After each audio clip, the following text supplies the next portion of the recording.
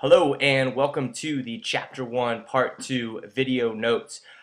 First, I would like to apologize for my headwear. I just got done farming my small-scale subsistence farm somewhere north of Philadelphia.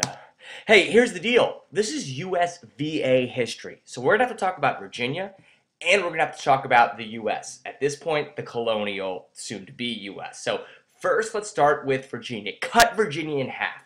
Eastern and Western. In Eastern Virginia during the colonial times, this is where the money was. This is where the plantations were that grew Virginia's cash crop, the cash crop of tobacco. Now, the very rich landowners that lived in Eastern Virginia were called Cavaliers. This goes back to English history, those that supported the monarchy during the English Civil War.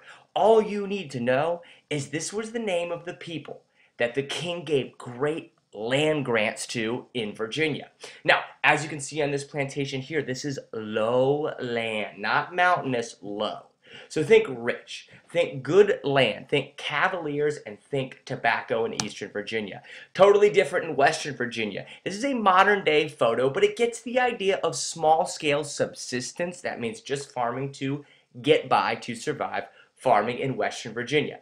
Western Virginia, pretty much the opposite of Eastern Virginia. Instead of that lowland, we've got mountains and valleys. Instead of those vast tobacco plantations, we see more small-scale farming with some hunting, with some trading.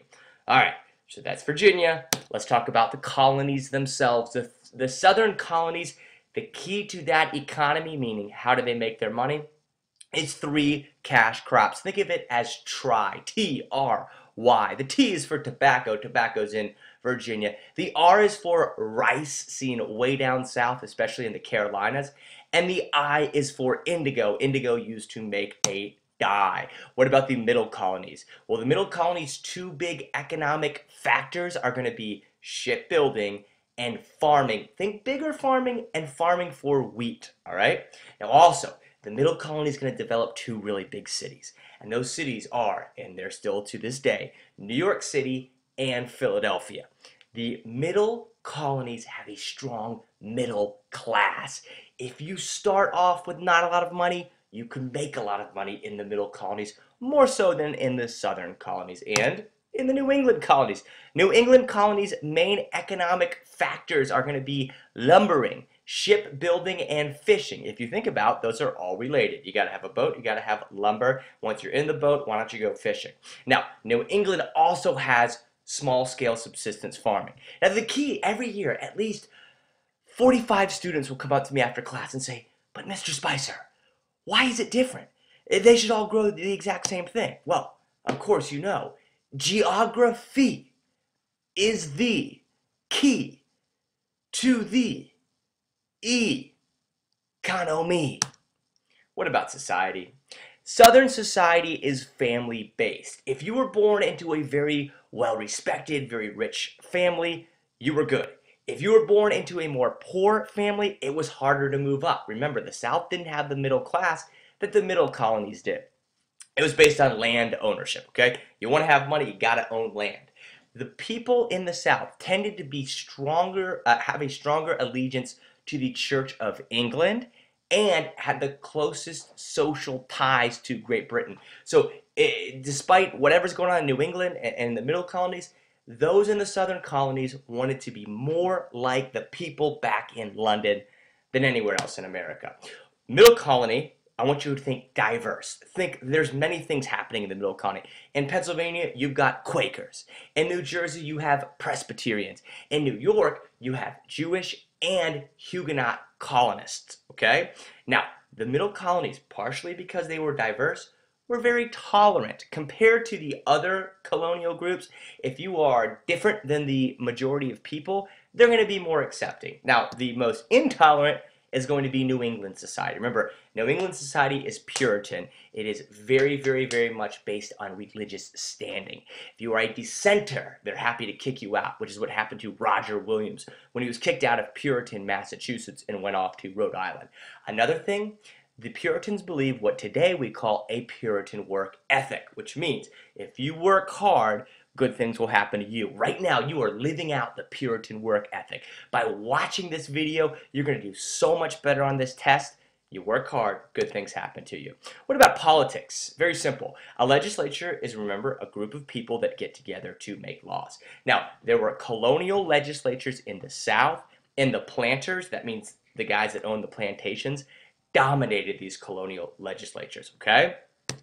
Middle colonies had representative rights. Same kind of idea. We see democracy developing. People elected others to represent them. So middle colony has representative rights. Southern colonies have colonial legislatures. New England was a little different.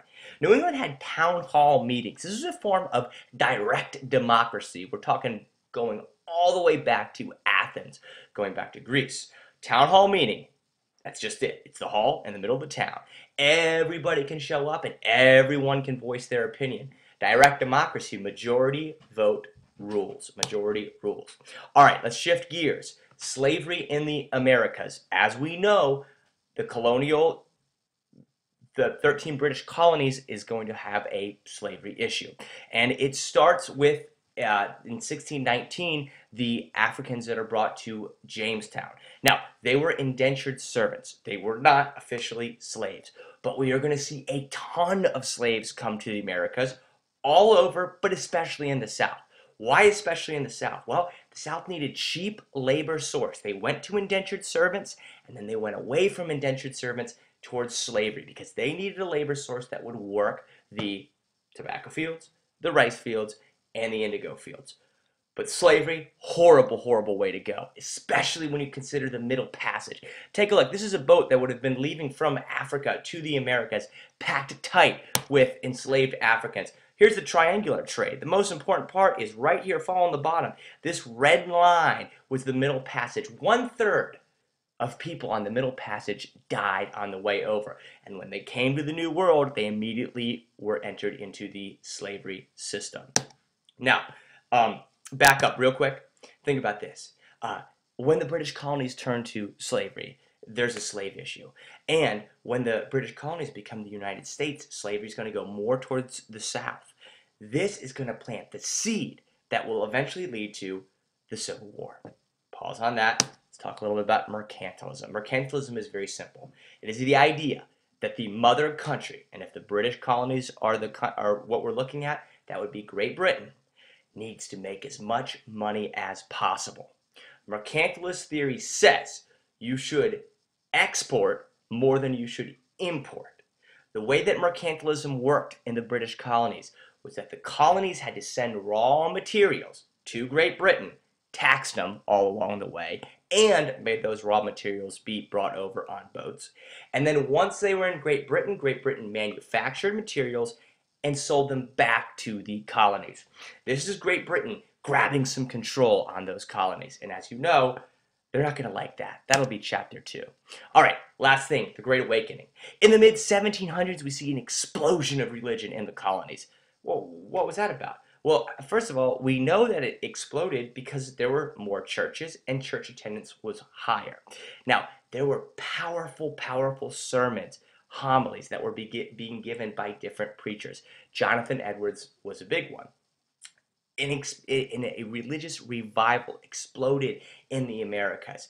We see the explosion of new faiths. When I say new, I don't mean new, I just mean they got bigger. I'm thinking Baptist, I'm thinking Methodist. Now, what it's going to do, it's going to challenge the old world order. The old world order, you really want to think a lot about Church of England and about there's a certain way that worship should happen. Well, the Great Awakening is an intense variety of faith. This challenge to the old world is going to lay the social foundation for the American Revolution.